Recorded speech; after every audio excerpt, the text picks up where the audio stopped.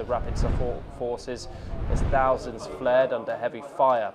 Displaced residents in Tarwiala camp described scenes of panic as gunfire from all directions hit civilians, while some recalled that they had never heard such intense shooting before.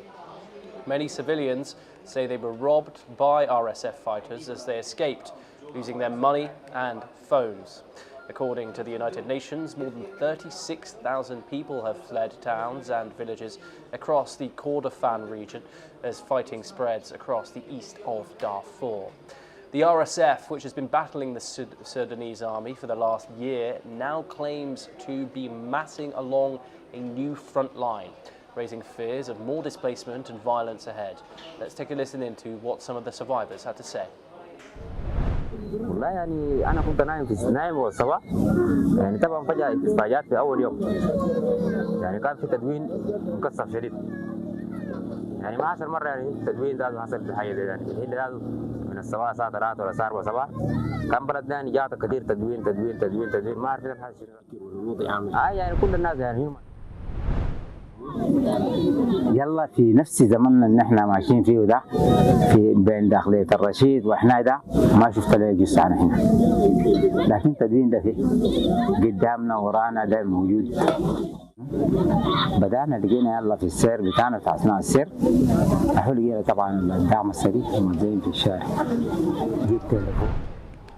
Now we've got more coming at you from the African conflict, and aid organisations in the northern Sudanese city of Al Daba are preparing camps and aid packages as more displaced people fleeing conflict in the northern Darfur city of Al Fashur are expected to arrive in the coming days.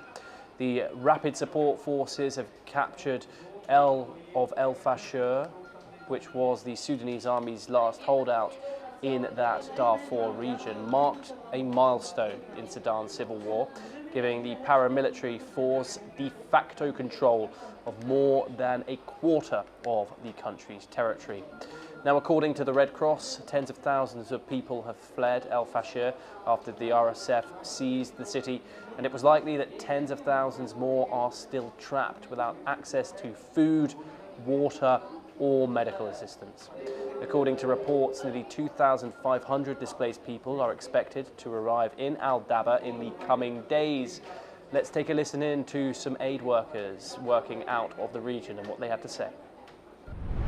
الأحمر مع بعض الشركاء نصبنا عدد 1200 خيمة ونحن متوقعين يصل عدد 2500 شخص والمعسكر سعته بتسع لأكثر من 7000 شخص. دي سعة المعسكر واحتمال تزيد. إخواننا في قطر الخيرية. Now, the fallout of the Sudan war echoes over to the United Nations, where a backed report has confirmed that famine has spread to two more areas of war-torn Sudan, including the strategic western city of El Fashur, captured last week by, of course, the RSF.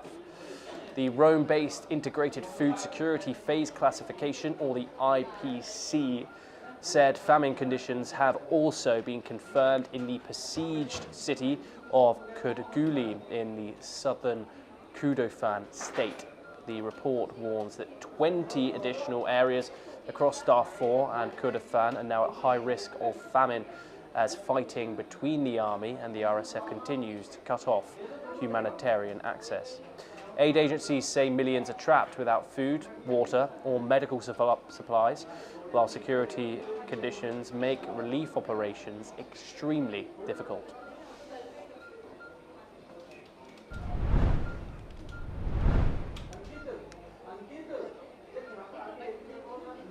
Okay, we move to Europe now for our next story, and Carles Mason, the president of Spain's Valencia region, has resigned after intense public pressure over his government's handling of deadly floods last year.